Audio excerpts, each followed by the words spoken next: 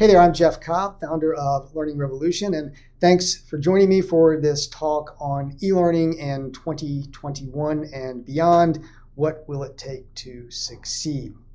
Now, as I was in the process of putting this talk together, we were coming up on roughly a year of wrestling with a global pandemic. And as I'm sure you noticed, during that time, everything seemed to move online. And that certainly included education of all varieties. And one of the side effects was that the market for online courses got a whole lot more crowded and a whole lot more competitive.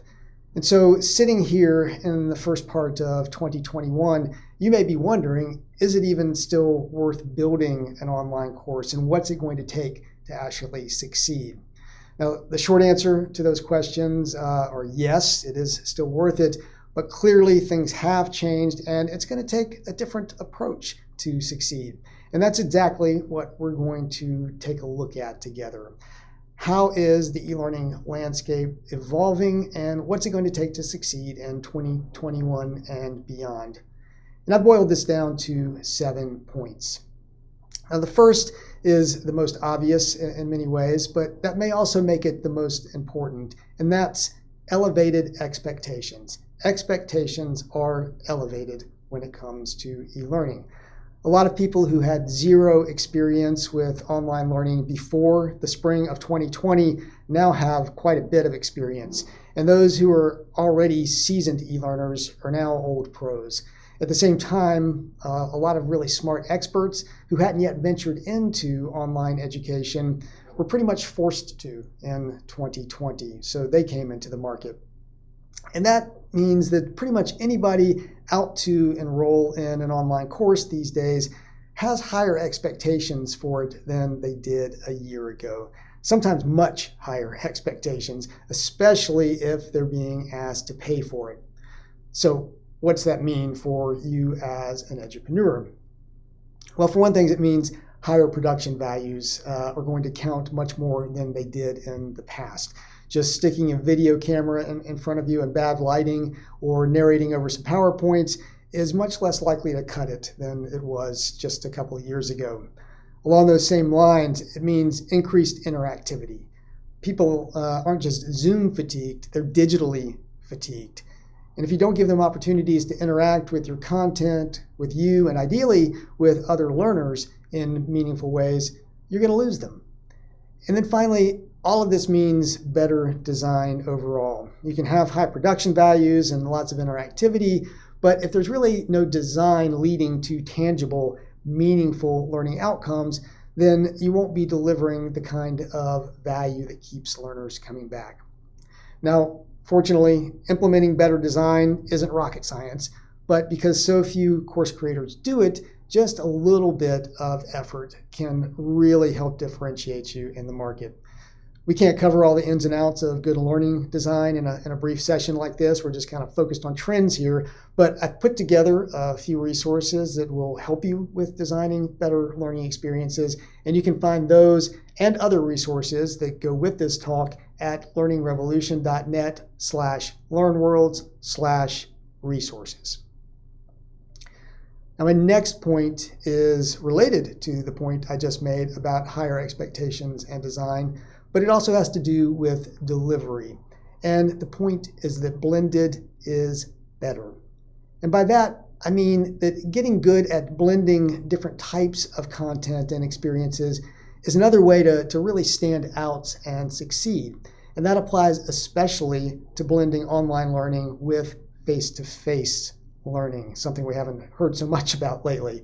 But one of the biggest opportunities by late 2021 is going to be a return to face-to-face learning experiences that happen in a physical classroom as people get comfortable with gathering in person again. And people are going to be really hungry for it. You might be hungry for it yourself. If you've offered face-to-face seminars or other events in the past, now is the time to start planning to revive them.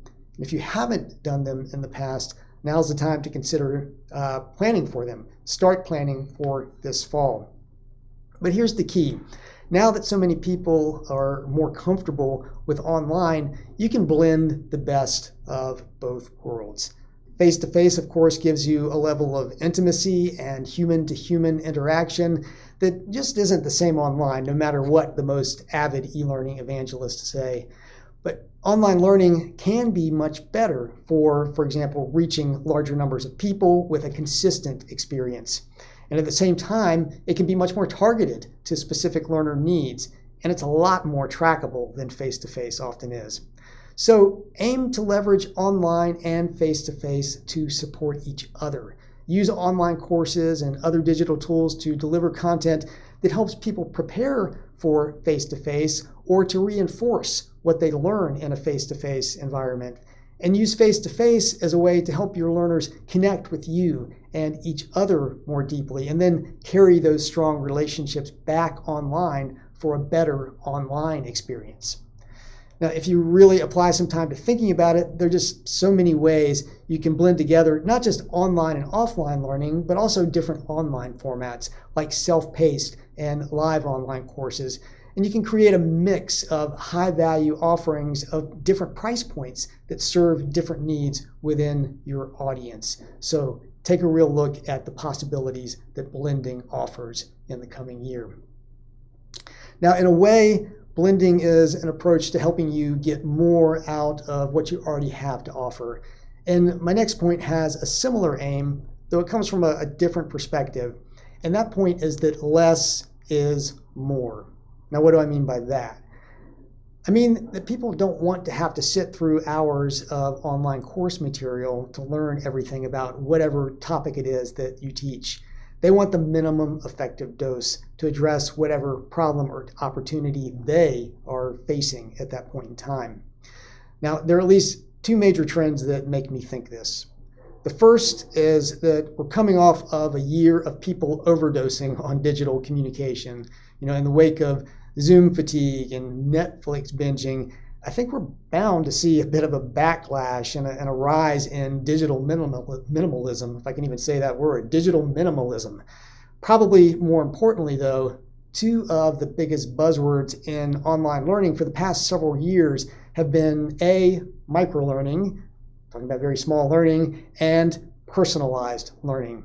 And these are all about keeping things short, focused, to the point for the individual learner. And as platforms have gotten better and as artificial intelligence has improved, these two trends are becoming a reality.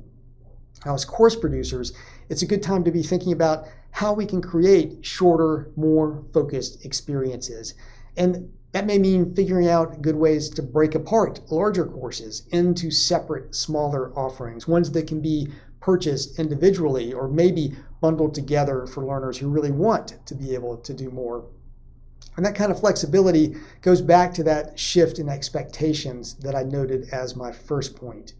Increasingly, people are going to expect that e-learning is available in smaller, more focused doses. And smaller, more focused online learning may be just what you need for the sort of blending I talked about in my second point. Content that can be used to prepare people for face-to-face learning or reinforce the experience afterward and keep learners engaged with you. You may even want to consider whether you create or carve out shorter learning experiences that you offer for free as a form of content marketing. And I'm not going to call it out as a separate trend, but effective content marketing is still extremely important. It's just an ongoing part of being in the digital business or in any business, really. So consider ways in which you rethink your content or approach creating it differently to deliver experiences that are still impactful, but that represent a minimum effective dose of learning. Less is more. Now, I just mentioned content marketing. I'm a huge advocate of effective content marketing. I think consistently publishing high quality content that demonstrates your expertise and the value you can provide is really essential for attracting people to you and convincing them that paying for a course with you is worth it. But content will only get you so far these days. It's just so noisy and competitive out there in many markets. There are a lot of online courses. A site like Udemy alone, for example, offers well over 100,000 courses at this point. So even with good content, it's hard to get in front of people and get their attention, much less convert them into buyers. Most people can't really do it on their own, especially in the early days of their business. Because of that, I think networks for selling is going to be more important than ever in the coming few years. And by network selling, I mean tapping into other people's networks to reach highly qualified prospects for your courses. Now, before I go any further, I need to acknowledge Tom Poland of Leadsology for really opening my eyes to this concept in 2020. Leveraging relationships and networks to sell, that's always been important. But Tom has made a real science of it, and he made me realize how important it is in our current context. I highly recommend his book, Marketing with Webinars. In it, he goes much deeper into the whole concept of other people's networks, or OPN as he calls it, and gets deeply into that whole approach. But the driver for it is that people just have so many choices these days. And you really only have 3 possibilities, I'd say, for being a choice that they even consider. One is to get in front of them through some sort of mass media or paid advertising, on Facebook, social media, YouTube, that sort of thing. But that can be expensive. And the level of trust is usually pretty low from those forms of outreach. And so as a result, conversion is usually pretty low. Another is to show up at the top of results on search engines or maybe on ratings and review sites. And I think that's a lot better. It's certainly something to aim for over the longer run, but it can be very competitive and labor intensive, and it takes time. So it's rarely the best or most direct strategy for businesses looking to grow in the short run. And that brings us back to the third option, the focus of my point here, which is network selling. And this is all about forming relationships with other people who have audiences that align with or even overlap with your audience, and then developing concrete ways to market to each other's audiences. And usually the most productive way to do this, and this is especially true for anyone offering courses or any sort of expertise-based services, is through webinars. Webinars in which you share valuable knowledge and skills with their audiences and vice versa. And obviously you do that with a call to action woven in that paves a path to participating in your courses. Now, in some cases, you may do this on an affiliate or a revenue share basis to generate some income. But personally, I think that's secondary. The main thing is to build a network of relationships that gets you in front of people that you wouldn't reach otherwise. And better yet, get in front of them in a way in which you have a warm introduction to them through your contact. And you should be prepared to do the same in return, of course. And you don't actually have to have a large audience to do this. Many people worry about that, but you just simply need a high quality audience, an audience that a partner is going to care about, and a group of potential collaborators who share the goals that you share, goals similar to yours. Now, if I can recommend one thing to focus on in 2021, it's really growing this kind of network. I think it's so important. And again, Tom Poland's book is a great resource.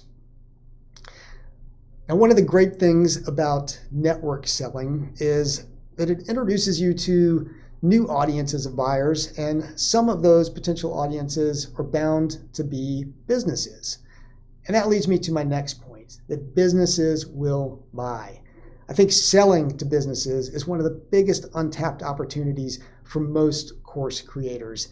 We all tend to be focused on that individual learner who's going to pull out her credit card and purchase an enrollment and engage with us.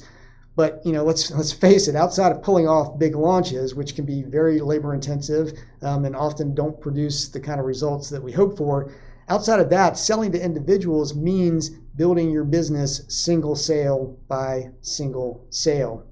Now, on the other hand, if you can manage to sell your course to a business buyer, you may sell tens or hundreds or even thousands of seats at once. And that's a much faster path to positive cash flow and to growth for your business. Of course, you can't just say, okay, I'm going to sell to businesses now and have that magically happen. You're probably going to have to rethink in a number of areas. So selling to businesses may mean modifying your content somewhat, or figuring out ways to supplement and enhance your current content to make it better fit business needs. It's definitely going to mean selling to a different type of buyer, one who has different goals and decision-making criteria than your usual individual student is going to have. And that's going to mean that you need to communicate your value differently as well to ensure that your value proposition resonates with whoever is actually making the buying decisions in a business, and that's usually not the learner, the person who's actually going to be your student. It also means that you need a platform that can support selling to businesses, and that may mean that the platform allows for businesses to access a part of it that's carved out just for that business and for its learners, or it might mean that the platform supports you creating courses with authoring tools that conform to e-learning standards, meaning that it will be possible for a business to use your courses on its own learning management system. And many platforms don't really support that. You have to build the courses inside the platform, and then it's hard to get them to any place else. LearnWorlds is a platform that supports, for example, SCORM, the Shareable Content Object Reference Model, which really is the key e-learning standard for portability of courses. So you can build your courses in a SCORM-based tool, and that's going to make it possible not only to offer them in LearnWorlds, but if you need to put them into another platform for your business buyers, that's going to be possible. And these are all points to think through as you plan your course creation efforts going forward. Most course creators have a business audience for their content, but you have to do the work to ensure that you find those business buyers and that those business buyers are going to want to buy what you have to offer. So I've got just a couple more points to make, and this next one actually picks up on the talk that I did at Worlds of Learning in 2020. And that talk was on how to build a learning community. And I'll tell you, I'm more convinced than ever that community really is the key to thriving over the long term and really maximizing your potential as a course creator. And the logic behind that is pretty simple. A single course is just that. You get someone to buy once and go through a single learning experience with you, and even if you have a good email list and are able to stay in touch and sell that learner additional courses, you've probably not created or delivered anywhere near the value that you could in that relationship. And of course, that's just a single learner. No matter how good you do with one, you still got a bunch more that you're trying to connect with and serve. So all of that is pretty transactional. It's, again, those selling courses one by one, seat by seat, interacting learner by learner. When you build a community, you move beyond those individual transactions and into building relationships with your learners, between your learners and you, and relationships between your learners and each other. You develop much more of an emotional connection. And there are a number of reasons that this is just really valuable. For one, it helps you to differentiate and stand out in the market. When you have not just a course, but also a community where people get ongoing access to you and to peers, that's just much higher value than most of your competition is likely to be able to offer. It also supports how people tend to learn today. And this goes back to the point about less is more. People often don't want or need a course. They just have a particular question or a challenge on which they need input. And being able to dip in and out of a community fits well with the whole idea of learning in the flow of work, which is another big buzz term in the world of learning right now. Communities also provide a way for people to revisit and re-engage with ideas over time, which we know is just a much more effective approach to learning than a single course experience. And as I already mentioned, a community gives you a way to stay in touch with your learner in a meaningful way, and that makes it much easier to sell future offerings to them. It also provides a powerful way to get input on what those offerings should be. You can get that kind of feedback from your community. And finally, and this is kind of the sum of all the parts that I've just mentioned, when you create community, you create a huge asset for your business, one that's self-perpetuating to a large degree. It has immediate value for your business, and if you ever decide to sell, it can also dramatically increase the price you're able to get for your business if you have that established community.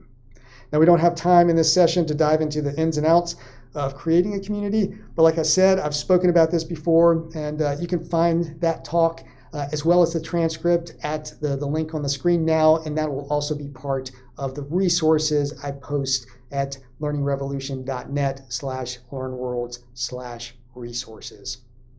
Now, finally, I want to talk about data. I've mentioned a few of the buzzwords in the world of learning, things like microlearning and personalization and learning in the flow of work. Data is a buzzword that transcends the world of learning. You hear about it everywhere, but it does have some specific applications and implications in the world of learning. And I think the most successful course creators going forward are going to be able to take those applications and implications to heart. And my view is that data really is direction.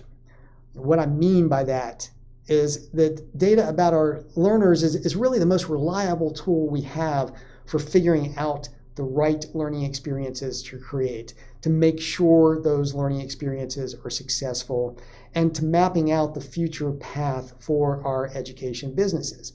If we aren't paying attention to the data, then we're really just flying blind and depending purely on instinct and luck, and eventually those are just bound to fail you. Of course, you have to have access to data to actually be able to use it. So if you're shopping for a new online course platform, look for one that captures meaningful data about your learner's behavior. That includes things like buyer behavior, what courses do they look at in your catalog, which ones actually convert the best. It includes learning behavior, how much time do they spend in a course, how well do they do on assessments, are they contributing to discussions, do follow-up surveys show that learners are actually applying what they learn. So make sure the reporting in the platform will actually allow you to access that kind of information and be able to show it to you. And I'll give props to LearnWorlds again as a platform. I think they do a very good job with actually capturing data, allowing you to track it and report on it. Now, the exact same thing goes for other tools you use. So, your email platform, your social media tools, you want to make sure that those are capturing meaningful data and that they have good reporting, that you can actually see what's happening in those tools. And if you don't have Google Analytics hooked up and know how to get relevant data from it, it's way past time to do that. Make that, a very high priority. And keep in mind, too, that some of your most valuable data is going to be less formal. It's not going to necessarily be, the numbers in a spreadsheet sort of thing. It's things like the types of topics that people tend to get excited about in a community. You can just kind of see it and feel it. Or the reactions you get when you pilot an offering, which I always recommend doing before investing in full-blown production. So just in general, the days are gone when assuming that just because you have expertise in a subject area that you know what to teach and that you know how to go about teaching it in the best way and creating the best product. Rely on data for direction. And so that's it. A quick recap of what we covered. Here are all 7 points. That expectations are elevated. People are looking for much more out of e-learning now that they're much more familiar with it. The blended is better, particularly blending online and offline and taking the best of both worlds and putting them into the experiences you offer. Less is more. People are looking for shorter, more targeted, but still very effective and highly impactful content for their learning. The networks sell. They're really being intentional, really being conscious about partnering with people with similar audiences and sharing those audiences and building your sales together. The businesses will buy. Big opportunity that so many course creators have yet to really even try to capitalize on, but can send your growth through the roof very quickly. The community is key, that you're really creating an asset in so many ways when you're able to create an ongoing community with your learners. And then finally, the data is direction. Really getting the data and taking the data seriously for how you continue to develop and grow your business. Now, the final point I'll make is that action is everything. If you don't take action on these points, then they don't really matter. That's pretty obvious, but there's always a big enough gap between knowing and doing that's always worth saying. So to help you take action and move from knowing to doing, again, I've gathered various resources together. Again, you can find those at learningrevolution.net/learnworlds/resources. So be sure to check those out. Don't hesitate to drop me a line with any questions or comments. You can just send that to jcobb@learningrevolution.net. Many thanks, and I wish you great success as you navigate the e-learning landscape in 2021 and on out into the future.